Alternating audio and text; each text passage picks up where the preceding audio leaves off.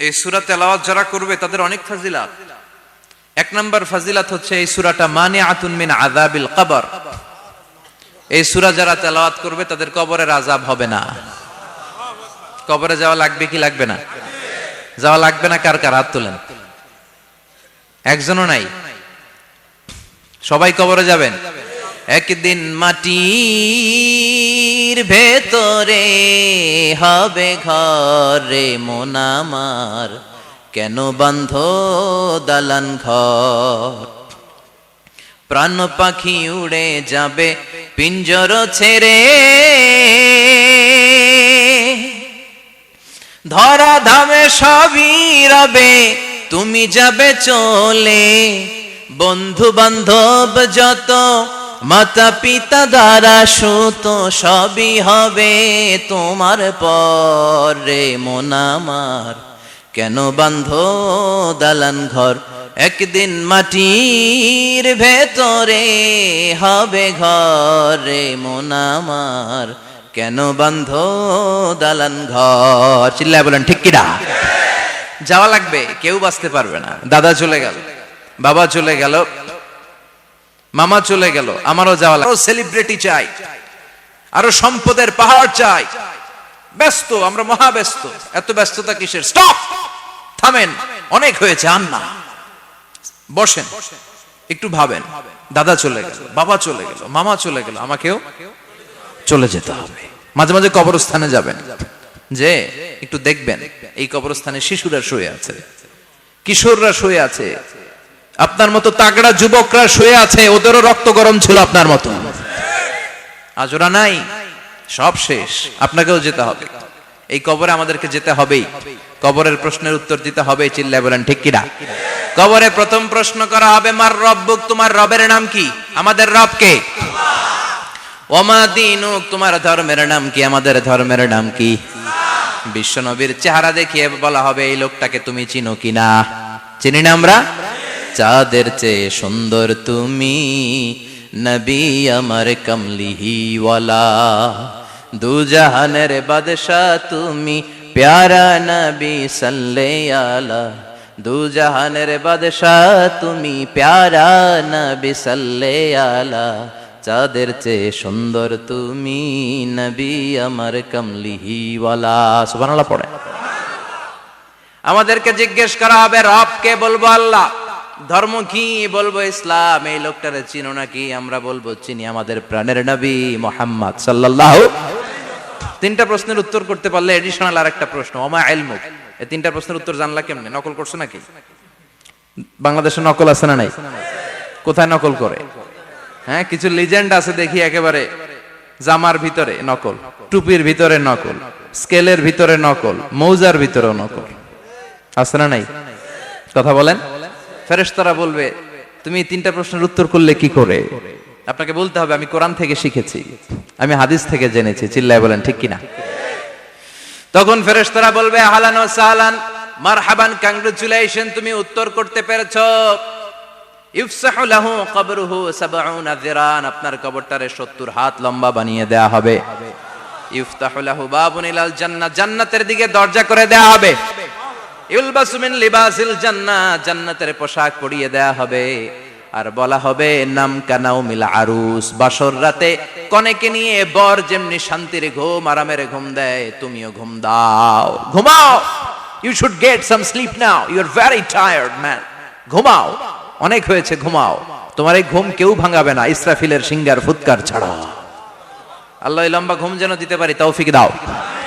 আর যারা ইসলাম বিরোধী, কোরআন বিরোধী, বিশ্বনবী বিরোধী, তাদেরকেও প্রশ্ন করা হবে, তোর রব কে? মার রব্বুক, সে বলবে, লা আদরি, আমি কিছু জানি না, আমি মাফ চাই, দোয়াও চাই। কথা কন, জানি না, আমি কিছুই মনে করতে পারছি না, আমি কিছু জানি না, আমার ধর্ম নাই, কর্ম নাই, আমার ধর্ম যার যার, উৎসব সবার, আমার কোনো ধর্ম টর্ম নাই, আমার কোনো নামাজ রোজা নাই, আমার কোনো রব নাই। দ্বিতীয় প্রশ্ন, ওমা দীনুক, তোর ধর্মের নাম কি? সে বলবে, ধর্ম কি আমি জানি না, আমি ধর্মরে গালি দিতাম, আমি দুনিয়া ইসলাম রে বাস দিতাম, আমি আলেম ওলামাদের বিরোধিতা করতাম, আর শাহবাগের মঞ্চে উঠে ভাষণ দিতাম। আছে না নাই? সব গুমর ফাঁস হয়ে যাবে। ইয়াউমুত তাকাবুন। এরপর বিশ্বনবীর চেহারা দেখিয়ে বলা হবে এই লোকটার চিনো নাকি? সে বলবে চিনি না, তবে আমার বন্ধুরা তার বিরুদ্ধে ব্লগে লিখতো, আমিও ব্যাড ব্যাড কমেন্টস করে দিতাম। এই লোকটার বিরুদ্ধে আমি কার্টুন বানাতাম, এই বিশ্বনবীর বিরুদ্ধে আমি কথা বলতাম। চিল্লায় বলেন ঠিক কিনা?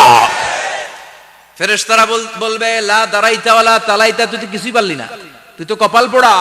ফায়ুত্রাকু বিমাতারিকা মিন হাদিদ, লোহার হাতুড়ি দিয়ে পিটিয়ে ওর মাসেলগুলো থেতলে ফেলা হবে।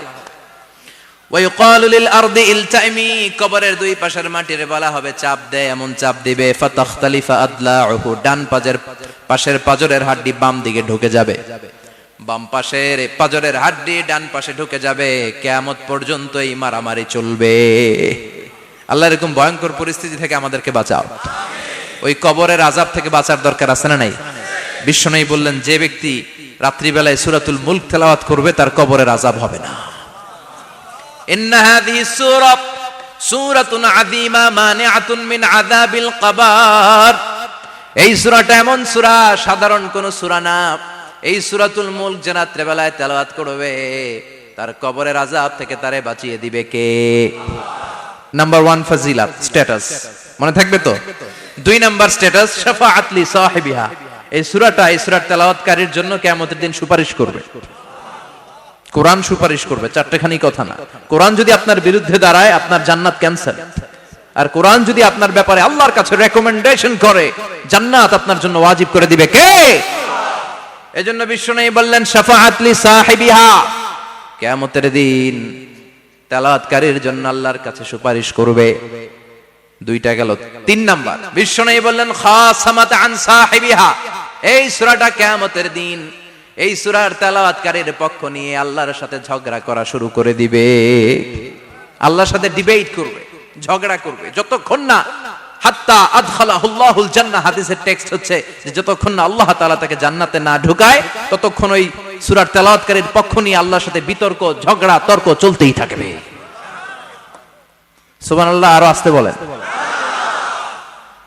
আবার বিশ্বনবী বললেন মান ক্বারা বিহা ফি লাইলাতিন ফাকাদ আকসারা ওয়া আতওয়াবা। রাত্রিবেলা এই সূরাটা যে তেলাওয়াত করবে পুরো রাত্রিটারে বরকতময় করে দিবে কে? এজন্য বিশ্বনবী আবদার করে, আবেদন করে আমাদের কাছে বলে গিয়েছেন, আমি চাই আমার প্রতিটা উম্মতের হৃদয়ে এই সূরাটা গাঁথা থাক। আমি চাই আমার প্রতিটা উম্মতের সিনার ভিতরে এই সূরার 30টা আয়াত গ্রথিত করা থাক। সুবহানাল্লাহ পড়েন। মাত্র 30টা আয়াত মুখস্থ করতে রাজি আছেন? 1 মাসে কয়দিন? প্রতিদিন একটা করে আয়াত মুখস্থ করলে এই সূরা মুখস্থ করতে লাগবে কয়দিন? হ্যাঁ, হোমওয়ার্ক। এটা আপনাদের বাড়ির কাজ, যেহেতু ক্লাসে হোমওয়ার্ক দেওয়া যায় না। আরবিতে বলে আল ওয়াজিব আল মানজিলি। আমি গতানুগতিক তাফসীর করি না, আমি সমাজের খুঁতগুলো ধরে ধরে ডিসকাশনের মতো আমি করি। বিভিন্ন জেলায় যে ওখানকার ইয়াংদের সাথেও বসি, কথা বলি। এটাই আমার তাফসীর, এটাই কোরআনের এক্সপ্লেনেশন এন্ড ইন্টারপ্রিটেশন। এতেই মানুষ উপকৃত হয় বেশি। চিল্লা এখন ঠিক কিনা? তো এটা আপনাদের বাড়ির কাজ, মাইথার দিয়া বাসীদের বাড়ির কাজ। হায়াতে আল্লাহ বাঁচায় রাখলে আবার কখনো দেখা হলে জিজ্ঞেস করবো যে মুলক মুখস্থ হয়েছে কিনা। কে কে মুখস্থ করবেন না হাত তোলেন।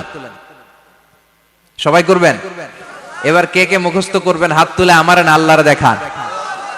আল্লাহ তুমি কবুল করো। আরো জোরে পড়েন আমিন। হাত নামান। এই সূরাটা it's an eye opener for you. এটা আপনার চোখ খুলে দিবে। এই সূরাটা আপনার চোখকে খুলে দিবে, আপনার ঘুমন্ত বিবেককে জাগিয়ে তুলবে। স্রষ্টার ব্যাপারে আপনার যদি কোনো সাসপিশন থাকে, সন্দেহ থাকে, এই সন্দেহের পাহাড়কে ভেঙে এই সূরা চুরমার করে দিবে। চিল্লায় বলেন সুবহানাল্লাহ। আল্লাহ ডেকে বলে গোলাম, কিছু কিছু নাস্তিক আছে আমারে খুঁজে পায় না। এরকম কপাল পোড়া নাদান নাস্তিক বাংলার জমিনেও আছে না নেই? এরা বলে আনসিন ইজ নাথিং, যেটা দেখা যায় না ওটা মানি না, বলে না? Do you see the air in the atmosphere? বাতাসে, বায়ুমণ্ডলে যে বাতাস ঘুরে বেড়ায় এটাকে তুমি দেখো তো মানো কেন? Why do you believe on that? Why do you believe on air? বাতাস বিশ্বাস করস কেন? কপাল পোড়া নাস্তিকরা বাতাস মানে না। কথা কন। Do you see the bad headache someone feel in his head and he is shouting? মাথার ব্যথায়, মাইগ্রেনের পেইনে যখন কেউ চিৎকার করে তার মাথার ব্যথা দেখা যায়? আমার এখন প্রচন্ড মাথা ব্যথা যদি হয়, আপনারা দেখতে পাচ্ছেন তো, নাস্তিকরা কি মাইগ্রেনের পেইন বিশ্বাস করে না? মাথা ব্যথা বিশ্বাস করে কি করে না? বাতাস বিশ্বাস করে কি করে না? কয় আনসিন ইজ নাথিং, যেটা দেখি না ওটা বিশ্বাস করি না, কপাল পোড়া। আল্লাহ ডেকে বলে, গোলাম আমার সৃষ্টির দিকে তাকা, আকাশের দিকে তাকা, বাতাসের দিকে তাকা, সাগরের দিকে তাকা। সাগরের মধ্যে আমি আল্লাহ আছি না নাই? বিশাল বড় বড় পাহাড়ের দিকে তাকা, ঝর্ণার দিকে তাকা, ঝর্ণার মধ্যে আমি আছি না নাই? ঝর্ণা ঝর্ণা ঝর্ণা রে, বলনা বলনা বলনা রে, কার বিরহে পাগল পাড়া তুই, কার মিলনে ফুল ফসলে ভরা রে তোর দুকুল বই, কার মিলনে ফুল ফসলে ভরা রে তোর দুকুল ভই। ঝর্ণা ঝর্ণা ঝর্ণা রে, বলনা বলনা বলনা রে, কার বিরহে পাগল পাড়া তুই। সুবহানাল্লাহ পড়েন। ঝর্ণার দিকে তাকাও, সাগরের দিকে নজর করে দেখো, বিশাল পাহাড়ের দিকে নজর করে তাকাও, ওই পাহাড়ের মধ্যে আল্লাহরে খুঁজে বাবা, চিল্লায় বলেন ঠিক কিনা? সেদিন ইমাম আবু হানিফার হাতে হাত রেখে শাহাদা বাক্য পাঠ করেছে। সুবহানাল্লাহ পড়েন। ঝিনুকের ভেতর লুকিয়ে থাকে যেমন মতি, ঝিনুকের ভেতর লুকিয়ে থাকে যেমন মতি, কালমা শাহাদাতে আছে আল্লাহর জ্যোতি, কালমা শাহাদাতে আছে আল্লাহর জ্যোতি। সুবহানাল্লাহ পড়েন। এই জ্যোতি যার হৃদয়ে একবার টাচ করে তার জন্য জান্নাতকে খুলে দেয় কে? এজন্য এই সূরা পড়লে নাস্তিকরা নাস্তিক থাকবে না। নাস্তিকদের জন্য এখানে আল্লাহ মেডিসিন দিয়েছেন, কিছু ডোজ দিয়েছেন। আলহামদুলিল্লাহ পড়েন। এই সূরা থেকে আমরা কিছু সময় কথা শুনবো, শুনতে রাজি আছেন তো? সূরার নাম চিল্লায় বলেন কি নাম? মুলক। মুলক মানে কি?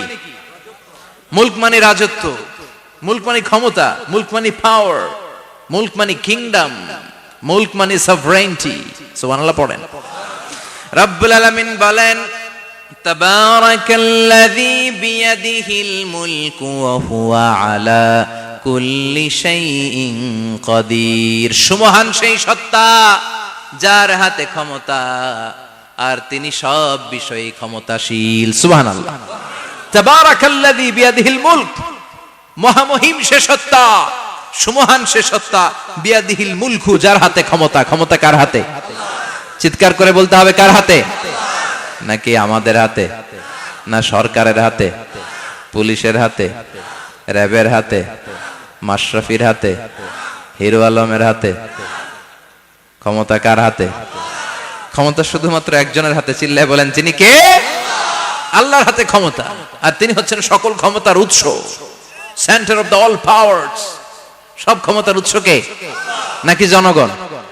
আমরা কিন্তু এটাই শিখি, এদেশে আমাদেরকে রাষ্ট্রীয় ভাবে শিখানো হয়, এটা রাষ্ট্রীয় কুফরি। সকল ক্ষমতার উৎস জনগণ নয়, সকল ক্ষমতার উৎস কে? উনি ক্ষমতার উৎস, তিনি ক্ষমতাশীল, মহা ক্ষমতাধর, তার ক্ষমতার সাথে কারো তুলনা হয় না। আমাদের কি ক্ষমতা আছে? কথা বলেন। বল্লা পোকার কামড় খাইছেন? হ্যাঁ, মৌমাছি কামড়াইছে? মৌমাছি কামড়াইলে চিল্লাচিল্লি শুরু করে, তো কি ক্ষমতা আছে আপনার? বল্লা কামড় মেয়েরা দেয় দৌড়, ওটা ধরে যে মার মইটাও পারি না। কুত্তায় কামড়াইলে আমরা কুত্তারে কামড়াইতেও পারি না। কথা বলেন। আমরা নাকি ক্ষমতার মালিক। পিছন থেকে কেউ যদি বলে হুজুর সাপ, মজা করে বলছি, এতই ভয় পাইছি। আসলে যদি ফস করে আসতো সব দৌড়। স্লোগান দেওয়ার বেলায় লিল্লাহে তাকবীর, আল্লাহু আকবার, আমার ভাই তোমার ভাই, কাপায় ফেলামো নামায় ফেলামো। কথা বলেন। আর যদি পেছন থেকে কেউ আওয়াজ করে বলে সাপ, দৌড়। আপনারা কি দৌড় দিবেন? আমরা এদিক দিয়ে দৌড় দিব। কথা কন। চাচা আপন প্রাণ জীবন বাঁচানোর জন্য ভয়ে পাগল। সাপ লাগবে না, বাবা ব্যাং চিনেন? মাইথার দিয়ে নাই বোধহয়। আছে আছে। কি করে? খালি লাফায়। 10টা বাবা ব্যাং যদি ছেড়ে দেওয়া হয়, স্টেজে 2টা আর বাকি 8টা এদিকে, বাবা ব্যাং আর কি লাভ দিবে?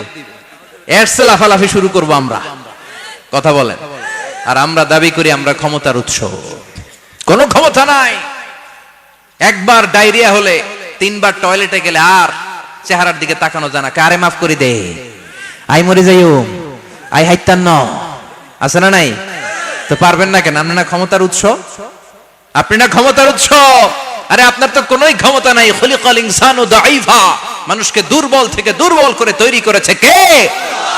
এজন্য রব্বুল আলামিন বলেন তাবারাকাল্লাযী বিয়াদিহিল মুলকু ওয়া হুয়া আলা কুল্লি শাইইন কাদির। সুমহান সেই সত্তা যার হাতে ক্ষমতা। চিল্লায় বলেন ক্ষমতা কার হাতে? আমাদের হাতে কোনো ক্ষমতা নাই। আমরা হলাম দুর্বল। আমরা কি দুর্বলের ঘরের দুর্বল। আমরা যখন জন্মেছিলাম দুর্বল। আমার ছোট্ট একটা মেয়ে আছে, আমি অবাক হয়ে থাকি যে আমিও তাইলে ছোটবেলায় এরকম ছিলাম, না খাওয়ালে খেতে পারে না, পেশাব পায়খানা করে, ঘর নষ্ট করে, বমি করে, দাঁড়াতে পারে না, শুইতে পারে না, লালা পড়তে থাকে, ক্লিন করতে হয়, সব সময় তাকে আল্লাহর আদেশে দেহে ঢুকে, আল্লাহর আদেশে বের হয়ে যায়, ঠিক কিনা? এই যে ছোট্ট বাচ্চাটার দেহের ভিতরে যে রুহু ঢুকলো, কে দিল? 120 দিনের আগে মানব শিশুর দেহের ভিতরে কিন্তু রুহের ফুৎকার হয় না। সহিহ বুখারীর বর্ণনা 40 40 40 340 কত কথা বলেন? প্রথম 40 থাকে নুতফা, তারপরের 40 হয় আলাকা, তারপরের 40 হয় মুদগা, sperm drop, blood clot and then the little flesh. ছোট্ট নাপাক পানি ছিলাম, শুক্রাণু ছিলাম। আমরা কি ছিলাম? শুক্রও ছিলাম না, শুক্রাণু, শুক্রের অণু। এক ফোঁটা শুক্রের মধ্যে 20 কোটি অণু থাকে। ওই 20 কোটির একটা ছিলাম আমি আর আপনি। সুবহানাল্লাহ বাড়িতে গিয়ে বলেন। ডিম্ব আমরা ছিলাম না, আমরা ছিলাম ডিম্বাণু। ডিম্বের এই ডিম্বাণু আর শুক্রাণু দুইটা মিলে আল্লাহ আমাদেরকে বানায় ফেললেন জাইগট, সেখান থেকে এমব্রয়ো, তারপরে আস্তে আস্তে ইনিশিয়াল স্টেজগুলো শেষে একটার পর একটা স্টেজ পার করে তিনি আমাদেরকে বানালেন আলাকা, সেখান থেকে মুদগা। আমাদের দেহের ভেতরে তিনি স্কেলিটন ভরে দিলেন, কঙ্কাল, মাথার স্কাল দিলেন, খুলে দিলেন, নাক কান গলা দিলেন, আমার রেসপিরেটরি সিস্টেম চালু করে দিলেন। কত ছোট ছিলাম আমি, ক্ষুদ্র ছিলাম আমি। ফালয়ানজুরিল ইনসানু মিম্মা খুলিকা মিম্মাইন দাফিক। মানুষের উচিত তার সৃষ্টি প্রক্রিয়ার দিকে নজর করে তাকানো। বাবার পিঠ থেকে সবেগে নির্গত হওয়া পানি দিয়ে মায়ের পেটে তোমারে ঢুকায় দিল কে? নাপাক পানি থেকে ছোট্ট ব্যাঙ্গাচির মতো ছিলাম, জোকের মতো মায়ের জরায়ুর দেয়ালে লেগেছিলাম। সেখান থেকে বড় করতে করতে আমার রেসপিরেটরি সিস্টেম, আমার হেয়ারিং সিস্টেম, আমার সব সিস্টেমগুলো তিনি আমার দেহের ভিতরে সেট করে দিল। চিল্লায় কোন সুবহানাল্লাহ। 120 দিনের সার্টেন পিরিয়ড শেষে তিনি দেহের ভিতরে রুহের ফুৎকার দিলেন। দেয়া মাত্রই আমার রুহুতে ধপ ধপ ধপ শুরু হয়ে গেছে। ওই যে ধপ ধপ শুরু হয়েছে, আজও থামে নাই। এই ধপ ধপ থামলে বাঁচবেন? দম ফুরাইলে আমরা ঠুস হয়ে যাবো, ঠিক কিনা? হায় রে মানুষ রঙিন ফানুষ, দম ফুরাইলে তবু তো ভাই কারোরই নাই একটুখানি। হায় রে মানুষ রঙিন ফানুষ, রঙিন ফানুষ, হায় রে মানুষ। সুবহানাল্লাহ বলেন। সে আল্লাহ বললেন, গোলাম, জীবন আর মরণের মাঝখানে আমি তৈরি করেছি রুহু। পৃথিবীর বিজ্ঞানীরা সব বানাতে পারে, কম্পিউটার বানাতে পারে, প্লেন বানাতে পারে, হেলিকপ্টার বানাতে পারে, রকেট বানাতে পারে, কিন্তু গোটা বিশ্বের সব বিজ্ঞানীরা মিলে কি রুহু বানাতে পারে নাকি? কথা বলেন। গত বছর সোফিয়া নামে একটা রোবট আসছিল না? কথা কন। ওটা মাথা উঁচু করে নিচু করে কথা বলতে চায়, মানুষের মতো হতে চায়। আসলে কি মানুষ? ওটার মধ্যে কি রুহু আছে? রুহু বানাইতে পারবে কেউ? এই রুহু নিয়ে যে কত গবেষণা, মুমূর্ষ রোগীদের উপর গবেষণা চালিয়েছে অনেক। বুলেট প্রুফ গ্লাসের ভিতরে মুমূর্ষ রোগীকে রেখে রেখে তারা চেক করতে চেয়েছে আমেরিকান বিজ্ঞানীরা যে রুহু কোন দিক দিয়ে বের হয়। তারা ওজন করে দেখে, মানুষ মরে গেলে কোন লাশের ওজন বেড়ে যায়, কোন লাশের ওজন কমে যায়। যেটাতে কমে গেছে 2-1 কেজি কমে যায়, তার অবাক। কিরে, আগে ছিল 80 কেজি, এখন হইছে 78 কেজি, তার মানে 2 কেজি না, এটাই রুহু। এটাই কি? এটা হচ্ছে গবেষণার ধাপ। অনেকগুলো মডিউল তারা আনে, অনেক মুমূর্ষ রোগীকে গ্লাস ফিটিং করা, ইন্টেনসিভ কেয়ারে রেখে তারা অবজার্ভ করে, আর অক্সিজেন মাস্ক খুলে দিয়ে তারা দেখে যে লোকটা ছটফট করে কিভাবে মরে। মরার আগে ওজন মাপ ছিল 80 কেজি, মরে গেছে পরে আবার ওজন দিয়ে দেখে 78 কেজি। কমছে কয় কেজি? বিজ্ঞানে কয় পাইছি। সবাই কয় কি পাইছো? কয় রুহু। কই পাইলেন? কয় আগে 80, এখন 78, 2 কেজি। রুহুর ওজন কয় কেজি? তো বিজ্ঞানীদের সিস্টেম হচ্ছে যে কোনো একটা বিষয়ের উপর গবেষণা চালালে তারা পূর্ণাঙ্গ ডিসিশনে পৌঁছতে পারে না। They couldn't jump to the final conclusion just on one module, based on one module. They cannot do it. তাদের অনেকগুলো মডিউল আনতে হয়। তারা আবার নমুনা আনলো আরেকটা। মুমূর্ষ রোগী, অক্সিজেন চেম্বার লাগানো, মাস্ক লাগানো, এটা খুলে ফেললে মরে যাবে। বুলেট প্রুফ করা গ্লাসের ভিতরে ঢুকিয়ে এটার ওজন মাপ, এটার ওজন 60 কেজি। এবার মাছ খুলছে ছটফট ছটফট করে, এটা শেষ। এবার মাপ দেখ, এবার মাইপা দেখা গেছে 63 কেজি। কয় কেজি বাড়ছে? এক একটার এক এক সিস্টেম হইতেছে, কোনোটা কমে, কোনোটা বাড়ে, কোনোটা কিচ্ছু হয় না। সবাই কয় তাইলে আপনি রুহু পাইলেন কই? আগেরটা কম ছিল, মনে করছিলেন 2 কেজি কমছে, ওইটাই রুহু, এখন 3 কেজি বাইরে গেছে, মিলাইবেন কি দিয়া? কথা কন। আল্লাহ ডেকে বলে, গোলাম কিয়ামত পর্যন্ত একটার পর একটা মুমূর্ষু রোগীকে বুলেট প্রুফ গ্লাসের ভেতরে ঢুকাতে পারবি, গবেষণা করতে পারবি, মাগার রুহু খুঁজে পাবি না। চিল্লায় বলেন ঠিক কিনা? কারণ এই রুহুর মালিক কে?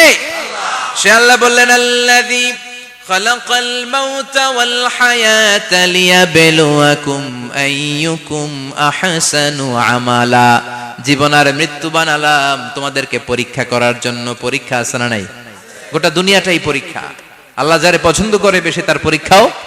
আসাদুন নাসি বালাআন আল আম্বিয়া। এই পৃথিবীতে আল্লাহ সবচেয়ে বেশি বালা মুসিবত দিয়ে পরীক্ষা করেছেন নবীদের। কারণ নবীরা আল্লাহর কাছে কম প্রিয় না বেশি প্রিয়? যেহেতু প্রিয় বেশি, পরীক্ষাও। এজন্য মুমিনের উপর যদি পরীক্ষা আসে, মুমিনের উপর যদি অত্যাচার আসে, মুমিনের উপর যদি ধৈর্যের পরীক্ষা আসে, জেল জরিমানা আসে, মুমিন ওইটারে ভয় পায় না। মুমিন ভয় পায় একজনকে। চিল্লায় বলেন তিনি কে? কারণ আল্লাহর ঘোষণা, ওয়ালা তাহিনু ওয়ালা তাহজানু। ঘোষণাটা কার? ভয় নাই, তোদের চিন্তা নাই। আনতুমুল আ'লাউনা ইন কুনতুম মুমিনিন। তোমরাই বিজয়ী হবা যদি মুমিন হও, যদি মুমিন হও। এজন্য ধৈর্যের পরীক্ষা দিতে হবে, আল্লাহর উপর তাওয়াক্কুল করতে হবে, অত্যাচার আর জুলুম আল্লাহর নামে সহ্য করে যেতে হবে। চিল্লায় বলেন ঠিক কিনা? কারণ মুসলিমের সাথে আল্লাহ থাকে। মুসলিমের বদদুয়াকে বিশ্বনবী ভয় করতে বলেছেন। কারণ মুসলিমের বদদুয়ার মাঝে আর আল্লাহর মাঝে পর্দা থাকে। যারা দুনিয়ার বুকে জুলুম করে তাদেরকে ক্ষমতার মসনদ থেকে নামিয়ে দেয় কে? আর যারা মজলুম হয়, যাদের রক্ত দিয়ে জমিন ভেজে, তাদেরকে জমিনের ক্ষমতা দিয়ে দেয় কে? আর যারা রক্ত ঝরায়, ইতিহাস বলে তারা শেষ পর্যন্ত প্রাণ আর জান নিয়ে পালাবার জায়গাটা পায় না। চিল্লায় বলেন ঠিক কিনা? এজন্য মুমিন খুব ভালো করে জানে, রাত্রি যত গভীর হয়, সুবহে সাদিকের সময় কাছে আসতে থাকে। গর্ভবতী নারীর পেটের জ্বালা যন্ত্রণা, ব্যথার পেইন যত বাড়ে, নতুন মেহমান আগমনের সময় কাছে আসতে থাকে। তেমনি ইসলামের পক্ষের শক্তির উপর যদি অত্যাচার, অনাচার, স্টিম রোলার বেড়ে যায়, এটা প্রমাণ করে ইসলামের বিজয়ের সময় কাছে আসতে শুরু করেছে। চিল্লায় বলো ঠিক কিনা?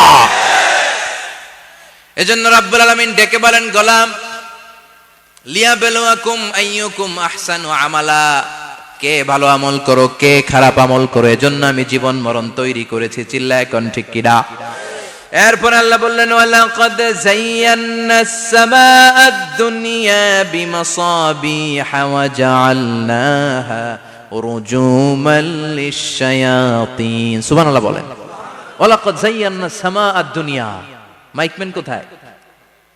সাউন্ডটা বাড়াও। এত দুর্বল কেন তোমার সাউন্ড? মনে হচ্ছে আমি মাইক ছাড়া কথা বলছি। সাউন্ডটাকে স্ট্রং করো। ওয়ালাকাদ যায়্যানাস সামাআদ দুনিয়া। I have beautified the closer sky with candles, with light and stars.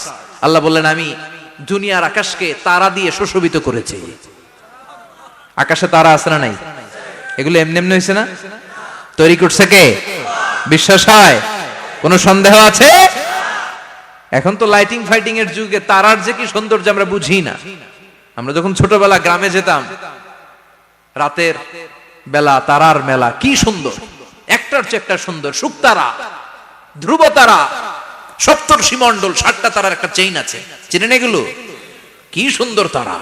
এগুলো তৈরি করে রেখেছে কে? প্রথম আকাশের মহাশূন্যকে আল্লাহ এই তারকা দিয়ে বিউটিফাই করেছেন। It's a candle. আল্লাহ সাজিয়ে রেখেছেন। আমরা খালি চোখে যেটা দেখি এটা কিন্তু আকাশ না, এটা প্রথম আকাশ নয়।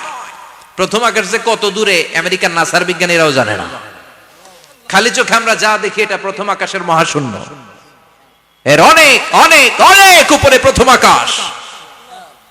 এরপরে দ্বিতীয় আকাশের মহাশূন্যের স্তর শুরু, এরপরে দ্বিতীয় আকাশ, তারপরে তৃতীয় আকাশের মহাশূন্যের স্তর শুরু, তারপরে তৃতীয় আকাশ।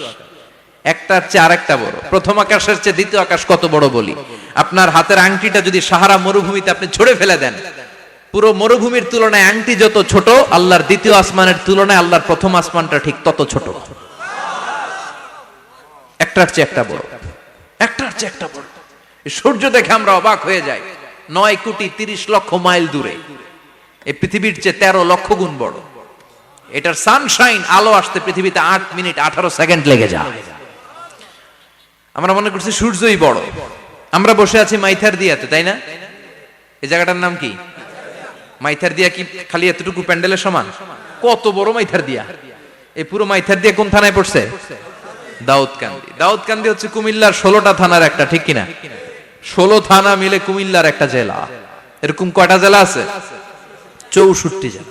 এই 64 জেলা মিলে আমাদের সুজলা সুফলা শস্য শ্যামলা ডিজিটাল বাংলাদেশ। কথা কন। আর বাংলাদেশ হচ্ছে পৃথিবীর সবচাইতে বড় দেশ। হ্যাঁ, 64 জেলা, এরপরে ছোট। যাদের অ্যাটলাস ম্যাপ নিয়ে যাদের ধারণা আছে তারা দেখবেন বাংলাদেশ এই শব্দটা লেখার জায়গাও আমরা পাই না। মানচিত্রে বাংলাদেশ শব্দটা লেখার জায়গা পায় না। বিআরএ উঠে যায় ইন্ডিয়ার উপর, আর ডিএসএইচ উঠে যায় আবার ইন্ডিয়ার উপর। মাঝখানের দুইটা অক্ষর বাংলাদেশের উপরে পড়ে। চিল্লায় বলেন ঠিক কিনা? কত ছোট দেশ। পাশের ইন্ডিয়া 20-25 গুণ বড়। ইউরোপ আমেরিকার অনেক দেশ আছে, আমেরিকায় বাংলাদেশের চেয়ে শতগুণ বড়। কানাডা কয়েকশো গুণ বড়। রাশিয়া কয়েকশো গুণ বড়। এরকম প্রায় 200 দেশ নিয়ে পৃথিবীর স্থলভাগ, আর 70% হচ্ছে শুধু পানি। এই সব মিলে আমাদের এই পৃথিবী। আর এত বড় পৃথিবীর চেয়েও নাকি সূর্য 13 লক্ষ গুণ বড়। তার মানে সূর্যই বড় না, সূর্যের চেয়ে অনেক বড় তারা আছে। সূর্যের পরে পৃথিবীর সবচেয়ে কাছের যে তারা বা স্টার, ওটার নাম হচ্ছে প্রক্সিমা সেন্ট্রাই। নাম কি? প্রক্সিমা সেন্ট্রাই। এরপরে আলফা সেন্ট্রাই এ, আলফা সেন্ট্রাই বি, ইটা ক্যারিনা, বেটেলজিউস, এরকম একটার পর একটা তারা। যেই সূর্য পৃথিবীর চেয়ে 13 লক্ষ গুণ বড়, বেটেলজিউস নামে একটা তারা আছে, ওটা সূর্যের চেয়ে 33 কোটি গুণ বড়। তার মানে কি বেটেলজিউসই সবচেয়ে বড় না? ছোট্ট একটা তারা। এই বেটেলজিউসরে খেয়ে ফেলাইতে পারে এরকম 1000 কোটি গুণ বড় সাইজের তারা আছে না নাই? এরকম কয়েক বিলিয়ন তারা নিয়ে আমাদের গ্যালাক্সি গঠিত। আমাদের গ্যালাক্সি, এটার নাম মিল্কি ওয়ে। এটার নাম কি? আমাদের গ্যালাক্সি। এই গ্যালাক্সিতে আমাদের অবস্থান। এরকম কত হাজার কোটি গ্যালাক্সি আছে আমেরিকার নাসার বিজ্ঞানীরাও জানে না। আমাদের গ্যালাক্সির সবচেয়ে কাছের যে গ্যালাক্সি, ওই গ্যালাক্সিটার নাম হচ্ছে অ্যান্ড্রোমেডা। কি নাম? অ্যান্ড্রোমেডা। আমাদের গ্যালাক্সি থেকে কেউ যদি কাছের গ্যালাক্সি অ্যান্ড্রোমেডাতে যেতে চায়, তার 2.5 মিলিয়ন লাইট ইয়ার্স সময় লেগে যাবে। কথাটা কঠিন হয়ে গেছে, আমি ভেঙে বলি, তারপরে সুবহানাল্লাহ কইবেন। আমাদের গ্যালাক্সির নাম মিল্কি ওয়ে। মিল্কি ওয়ে থেকে যদি কেউ অ্যান্ড্রোমেডাতে যেতে যায়, কত সময় লাগবে? 2.5 million light year. Light year মানে আলোক বর্ষ। আলোর গতিতে যদি ছোটা যায়, 2.5 মিলিয়ন মানে হচ্ছে প্রায় 25 লক্ষ। তাহলে পৃথিবীতে সবচেয়ে দ্রুতগামী যে বিষয়টা আবিষ্কৃত হয়েছে সেটা হচ্ছে আলো। এই যে লাইট মারলে যে ছোটে, এই লাইট প্রতি সেকেন্ডে 1,86,000 মাইল বেগে ছুটতে পারে। 1 মিনিটে না, 1 ঘন্টা না, 1 মিনিটে না, 1 সেকেন্ডে আলো চলে যায় কয় mile? 1,86,000। Could you imagine that? আপনি কল্পনা করতে পারেন? হয়তো মাথা নাড়াইতেছেন। এটা কি কল্পনা করা যাবে? আমার তো তার ছিঁড়ে যাচ্ছে। 1 সেকেন্ডে নাকি আলো ছুটে 1,86,000 মাইল বেগে। 1 সেকেন্ড শব্দ কইতে তো 2 সেকেন্ড লাগে। কথা কোন? এর মধ্যে আলো চলে গেছে 1,86,000 মাইল। তো কোন রকেট যদি আপনি পান, যে রকেট দিয়ে সেকেন্ডে 1,86,000 মাইল বেগে রকেটটা ছুটবে প্রতি সেকেন্ডে, খেয়াল করেন, ঘন্টায় না, মিনিটে না, কিসে? সেকেন্ডে। যে রকেটটা সেকেন্ডে 1,86,000 মাইল বেগে ছুটবে, ওই রকেটটা দিয়ে আমাদের গ্যালাক্সি থেকে আমাদের পাশের গ্যালাক্সি অ্যান্ড্রোমেডাতে পৌঁছতে আপনার 25 লক্ষ বছর লেগে যাবে। সুবহানাল্লাহ বাড়িতে গিয়ে বললেন। এরকম বিশাল বিশাল তারা দিয়ে আমাদের আকাশটারে বিউটিফাই করেছে কে? এজন্য আল্লাহ বললেন, ওয়ালাকাদ যায়্যানাস সামাআদ দুনিয়া বিমাসাবিহা ওয়া জাআলনাহা রুজুমাল লিশ-শায়াতিন। আমি এই দুনিয়ার আকাশটারে সুন্দর সুন্দর তারকারাজি লাইটের মতো সেটিং করে সুশোভিত করেছি। আবার এই তারকা দিয়ে আমি শয়তানদেরকে প্রহারও করেছি। সুবহানাল্লাহ। শয়তানদেরকে আল্লাহ তারা মেরে আঘাত করে। সুবহানাল্লাহ বলেন।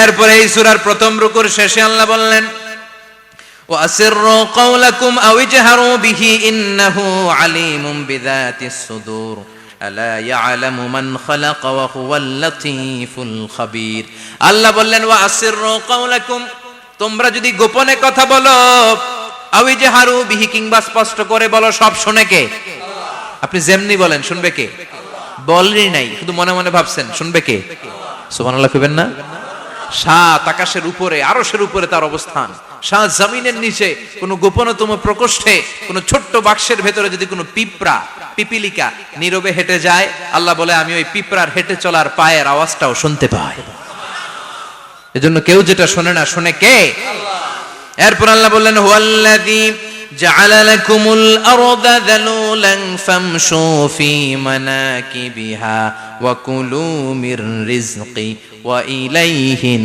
নুশুর সুবহানাল্লাহ বলেন আল্লাহ ডেকে বললেন গোলাম তোমাদের জন্য জমিনটারে আমি বিছানা বানিয়েছি আল্লাযী জাআলা লাকুমুল আরদা ফিরাশা জমিনটারে বিছানা বানিয়েছে কে এই বিছানার মতো সমতল জমিন দিয়ে তোমরা হেঁটে বেড়াও চলে বেড়াও হেলে দুলে পড়ার সুযোগ নাই ঠিক কি না এই যে মাইথার দিয়ে আজকের যে ময়দান এটা যদি বিছানার মতো সমান না হয়তো বসতে পারতেন কথা কোন এই ময়দানের প্যান্ডেলের এদিক দিয়ে উঁচা এদিক দিয়ে গর্ত এদিক দিয়ে নিচা এদিক দিয়ে খাড়া কেমন হইতো কথা কোন কেউ আমারে দেখতো কেউ দেখতো না কেউ দাঁড়াইয়া কেউ বইসা আছে না নাই কিন্তু জমিনটারে সমতল বানালো কে আপনি যদি বিমান থেকে যদি আপনি দেখেন বিমানের গ্লাস দিয়ে জানলা দিয়ে যদি আপনি নিচের দিকে তাকান আপনি দেখবেন মনে হবে পুরো জমিনটাকে আল্লাহ সবুজ কার্পেট দিয়ে কার্পেটিং করে রেখেছে এই সৌন্দর্য দিয়েছে কে আবার রব্বুল আলামিন বলেন জমিনটারে সমান দেখে কার্পেটিং দেখে মনে করো না তোমরা বেঁচে গিয়েছো আমার দেয়া বিধান আমার জমিনে যদি কায়েম করতে না পারো এই কার্পেটিং করা জমিনের ভেতরে আযাব আছে না নাই এই পুরো জমিনের ভেতরে আছে আগুন আর আগুন আগ্নেয়গিরির অগ্নুৎপাত জ্বালামুখে বিস্ফোরণ করে দিয়ে গোটা বিশ্বটারে মুহূর্তে মেসাকার করে দিতে পারে কে এজন্য আল্লাহ ডেকে বললেন গোলাম আমিনতুম মান ফিস সামাই আন ইয়াখসিফা বিকুমুল আরদা ফাইযা হিয়া তামুর তোমরা কি ভেবেছো নাকি বেঁচে যাবা আমি চাইলেই পুরো জমিনটারে কাঁপিয়ে দিতে পারি আয়াখসিফা বিকুমুল আরদ খাসাফ মানে ল্যান্ডস্লাইড খাসাফ মানে কি ল্যান্ডস্লাইড ভূমিধস ভূকম্পন আর্থকোয়েক আছে না নাই বাংলাদেশে তো ভূমিকম্প হয় না না টের পাইছেন মাঝে মাঝে মাঝরাতে হয় না 3টার দিকে নিজেই দৌড় দিমু না বাচ্চারা লইয়া দৌড় দিমু লুঙ্গি পইরা দৌড় দিমু না লুঙ্গি ছাড়া দৌড়ামু কথা কম এই ভূমিকম্প আছে না নাই আল্লাহ বলে মনে করো না জমিনটা সমতল কার্পেটিং করে দিয়েছি এই কার্পেটিং এর ভিতরেও আগুনের দলা আছে না নাই আবার আল্লাহ বললেন আমিনতুম মান ফিস সামাই আন ইউরসিলা আলাইকুম হাসিবা নিচে যেমনি কার্পেটিং করা জমিনের ভেতরে অগ্নুৎপাত রেখে দিয়েছি মাথার উপর থেকে আযাব দেওয়ার সুযোগ আছে না নাই চাইলে আল্লাহ অগ্নি বৃষ্টি দিতে পারে আগুন বৃষ্টি দিতে পারে ঠান্ডার বজ্রপাত দিতে পারে আপনারা লূত আলাইহিস সালামের কওমের নাম শুনেছেন তারা হোমোসেক্সুয়ালিটি সমকামিতা করত ফলে আল্লাহ তাআলা বিশাল এক চিৎকার মেরে সাইয়েদনা জিবরাইলের মাধ্যমে পুরো জমিনটারে শেষ করে দিলেন ফাজআলনা আলিয়াহা সাফিলাহা ওয়া আমতারনা আলাইহিম হিজারাতাম মিন সিজিল তাদের অপকর্মের কারণে জর্ডানের ওই এলাকাটাকে আল্লাহ বললেন জিবরাইল এলাকাটারে হাতে তুলে নে আকাশের উপরে তুলে পুরো এলাকা সহ মানুষ সহ জমিনের মধ্যে গেড়ে দে জমিনের নিচের মাটি উপরে নিয়ে গেল কে উপরের মাটি নিচে নিয়ে গেল কে পুরো জায়গাটা এখন ডেড সি হয়ে গেছে কি সি ডেড সি নাম শুনেন নাই বোধহয় আজকে শুনে রাখেন এটারে বলে মৃত সাগর এটা গজবের জায়গা ওখানে মানুষও ডুবে না লবণের ডেনসিটি সল্টের ডেনসিটি এত হাই এই পানির মধ্যে এত গজব এর মধ্যে কোনো মাছ জন্মায় না চিংড়ি জন্মায় না কাঁকড়া জন্মায় না ব্যাং হয় না শ্যাওলা হয় না কিচ্ছু বাঁচে না এটা গজবের জায়গা চিল্লায় বলেন ঠিক কিনা যে আল্লাহ জর্ডানের এলাকাটারে ধ্বংস করে দিল ওই আল্লাহ আজও আছে না নাই এই জন্য নিজ দিয়ে তিনি যেমনি আযাব দিতে পারেন ভূমিকম্প দিতে পারেন জলোচ্ছ্বাস দিতে পারেন উপর থেকে তিনি শিলাবৃষ্টি দিতে পারেন কি পারেন না মাইথার দিয়ে কখনো শিলাবৃষ্টি হয়েছিল হ্যাঁ ফসল ক্ষেত শেষ করে দেয় না ছাগল টাগল মরে যায় ছাগল যদি ইয়াতে থাকে ক্ষেতের মধ্যে বড় শিলা মাথায় পড়লে শেষ মানুষও শেষ টিনের চালও শেষ কথা কন এরপরে আল্লাহ যদি উল্কা বৃষ্টি পাঠায় উল্কা যদি পড়ে কই যাবেন কোথায় যাবেন আপনি উল্কা চিনেন মহাশূন্যে বিশাল পাথরের খণ্ড ঘর্ষণ খেয়ে পৃথিবীর ভেতরে ঢুকে যায়। এই পৃথিবীতে সবচেয়ে বড় উল্কাপিণ্ড পড়েছে সাউথ আফ্রিকাতে। সাউথ আফ্রিকার একটা সিটি আছে হোবা সিটি। এই হোবা শহরে 60 মেট্রিক টন ওজনের একটা উল্কা পড়েছিল, যেখানে পড়েছে পুরো জায়গাটা বিশাল খাদ হয়ে গিয়েছে। এরকম একটা উল্কা যদি এখানে পড়ে আজকে, বাঁচার উপায় আছে? যে বিল্ডিং এ আমরা থাকি, রাতের বেলায় ঘুমাই আর ধুম্মা চলে ধুম দেখি রাতে, ওই বিল্ডিং এ যদি একটা পড়ে, কথা কন, ডান্স ক্লাব গুলার উপর যদি পড়ে, পতিতালয় যেগুলা আছে ওগুলা যদি পড়ে, যেই হোটেল গুলার মধ্যে আকাম কুকাম হয় ওইটার উপর যদি পড়ে, নাকি আল্লাহর এখন দেয়ার ক্ষমতা নাই? কথা কন। তার মানে বেঁচে গেছো, পার পেয়ে গেছো মনে করো না, নিজ দিয়েও আযাব আছে, উপর দিয়েও আযাব আছে। চিল্লায় বলেন ঠিক কিনা? এজন্য ভয় পেতে হবে একজন সত্তাকে, তিনি কে? সব ক্ষমতার মালিক কে? এরপরে আল্লাহ বললেন আওয়ালাম ইয়ারাউ ইলা আত-তায়রি ফাওকাহুম সাফাতিন ওয়া ইয়াকবিদনা মা ইউমসিকুহুন্না ইল্লার রাহমান ইন্নাহু বিকুল্লি শাইইন বাসীর। সুবহানাল্লাহ বলেন। আল্লাহ বলেন তোরা নাস্তিক হস কেমন করে? মানুষ নাস্তিক হয় কেমন করে? মানুষ কি মুক্ত বিহঙ্গের দিকে নজর করে তাকায় না? আকাশে মুক্ত বিহঙ্গ নাই? বিহঙ্গ বুঝছেন তো? পাখি। পাখির কথা কোরআনে বললো কে? সুবহানাল্লাহ কইবেন না?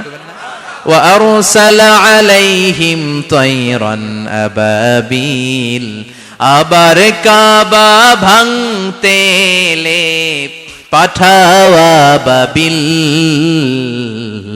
দাও খোদা দাও আমায় আবার উমর দরজ দিল, দাও খোদা দাও আমায় আবার উমর দরজ দিল। সুবহানাল্লাহ পড়েন। এই যে আল্লাহ বললেন ওয়া আরসালা আলাইহিম, তারপর তায়রান আবাবিল, তায়ের মানে পাখি, তায়ের মানে কি? আবার জান্নাতে যারা যাবে তাদেরকে পাখির ভুনা গোশত খাওয়াবে কে? জান্নাতে যাওয়ার সাথে সাথে প্রথমে আল্লাহ আপনাদেরকে মেহমানদারি করবে মাছের কলিজা দিয়ে। খাইবেন? মাছের কলিজার কথা শুনে জিহ্বে পানি আসছে নাকি? আউয়ালু তুআমিন ইয়াকুলুহু আহলুল জান্নাতি ফাজিয়াদাতু কাবিদিল হুত, প্রথমে মাছের কলিজা, এরপরে পাখির ভুনা গোশত। তার মানে পাখির কথা কোরআনে আছে না নাই? আবার সাইয়েদনা সুলাইমান আলাইহিস সালামের একটা পাখি ছিল, এটার নাম কি ছিল? হুদহুদ পাখি। মাথার উপর দিয়ে চলতো, আর ওইটার চোখে জুমিং পাওয়ার আল্লাহ এত বেশি দিয়েছিল, এটা জমিনে নজর করলে বুঝতে পারতো কয় হাজার ফিট নিচে পানি আছে, পানিটা মিষ্টি না লবণাক্ত না কেমন, দেখে দেখে মুহূর্তের মধ্যে সাইয়েদনা সুলাইমানের কাছে সব তথ্য সরবরাহ করে দিত। কোন সুবহানাল্লাহ। এজন্য আল্লাহ বললেন নাস্তিক গুলো কি পাখির দিকে তাকায় না? এই পাখির দিকে তাকালে পাখির রব আল্লাহরে খুঁজে পাওয়া যায়। পাখির দিকে তাকালে, মুক্ত বিহঙ্গের দিকে তাকালে কেমন করে পাখিগুলো উড়ে যায়। এই পাখিগুলো আকাশে ধরে রাখে কে? মা ইউমসিকুহুন্না ইল্লার রহমান। ওই রহমান ছাড়া কেউ পাখিগুলোর শূন্যে ধরে রাখতে পারে না। কত শত আয়াতে যে আল্লাহ পাখির কথা বলেছেন হিসাব নাই, কত ধরনের পাখি যে আল্লাহ বানিয়েছেন কোনো হিসাব নাই। আপনারা ঘরে জিওগ্রাফিক্যাল চ্যানেলগুলো দেখেন? হ্যাঁ না জি বাংলা দেখেন? স্টার জলসা, কিরণমালা, কি দেখেন? জিওগ্রাফিক্যাল চ্যানেল দেখবেন। ওখানে দেখবেন একটা পাখি আল্লাহ তৈরি করেছে, পৃথিবীর সবচেয়ে ছোট পাখি, নাম হলো হামিং বার্ড। কি নাম? The smallest bird ever in the world. সবচেয়ে ছোট, এটা প্রাপ্তবয়স্কে 3 থেকে 5 ইঞ্চি লম্বা হয়। এটার পূর্ণ যৌবন এটা লম্বা কতদূর? 3 থেকে 5 ইঞ্চি। এটা প্রতি সেকেন্ডে ডানা ঝাপটাতে পারে 80 বার। কয়বার? আমাদের ডানা আছে না 2টা, আপনি আপনার ডানা 1 সেকেন্ডে কয়বার ঝাপটাতে পারবেন? হ্যাঁ আমি ঝাপটাইলাম, কয়টা হয়েছে 1 সেকেন্ডে? হ্যাঁ 3টা 4টা ঝাপটা দিতেই আমার সেকেন্ড শেষ। কিন্তু এই পাখিটা প্রতি সেকেন্ডে তার 2 পাখা ঝাপটায় কয়বার? পৃথিবীর সব পাখি সামনে ওড়ে, তো এই পাখি সামনে যেমনি ওড়ে, এট দ্য সেম টাইম এই পাখি পিছনের দিকে উঠতে পারে। সুবহানাল্লাহ। বাড়িতে যায় বললেন। ইউরোপের আল্পস পর্বতমালায় গুগল করবেন যে আজকে গুগলে লিখবেন যে আলপিন সুইফট একটা পাখি আছে। এই পাখিটা একবার যখন শূন্যে উড়াল দেয়, উড়ন্ত অবস্থায় এটা আকাশে 6 মাস থাকতে পারে। আকাশের মেঘের আপ থেকে পানি খায়, শূন্যে ভেসে বেড়ানো পোকামাকড় ধরে খেয়ে বেঁচে থাকে। 6 মাস পর একবার জমিনে ল্যান্ড করে, নামে কয়েকদিন থেকে আবার উড়াল মারে, আবার উড়াল মারলে আবার 6 মাস। আলপিন সুইফট। আরেকটা পাখি আছে, অদ্ভুত পাখি, নাম হোমা বার্ড। এই হোমা বার্ড উড়ন্ত অবস্থায় ডিম পেড়ে দেয়, আর ওই ডিমটা জমিনে পড়ার আগেই মাঝখানে ডিম ফেটে বাচ্চা বেরোয়, বাচ্চা উঠতে শুরু করে দেয়। এই পাখিগুলোর কথা কোরআনে আছে না নাই? এজন্য আল্লাহ বললেন আওয়ালাম ইয়ারাউ ইলাত তাইরি ফাওকাহুম সাফাতিন ওয়া ইয়াকবিদনা মা ইউমসিকুহুন্না ইল্লার রাহমান ইন্নাহু বিকুল্লি শাইইন বাসীর। আল্লাহ বললেন নাস্তিকগুলো কি পাখির দিকে নজর করে তাকায় না? পাখির দিকে নজর করে যদি তাকায় তখন পাখির রব আল্লাহরে খুঁজে পাবে। চিল্লায় বলেন ঠিক কিনা? পাখিকে আরবিতে বললে তয়ের। সবাই বলেন পাখির আরবি কি? বিমানের আরবিও তয়ের। পাখি আরবি যা, বিমান আরবিও। এই পাখি নিয়ে গবেষণা করে বিমান বানাইছে। সুবহানাল্লাহ কইবেন না? আমরা বানাই নাই, আমরা তো খোঁচাখুচিতে ব্যস্ত, আমরা আছি ফতুয়া নিয়ে ব্যস্ত। তুই 20 কারণে কাফের, তোর চাচা 90 কারণে কাফের। তোর চাচা মরলে যেই জায়গায় কবর দেয়া হবে ওই কবরের মাটির উপরে যে ঘাস উঠবে, ওই ঘাস যে গরু খাবে, ওই গরুর দুধ যে খাবে ও কাফের। আছে না নাই?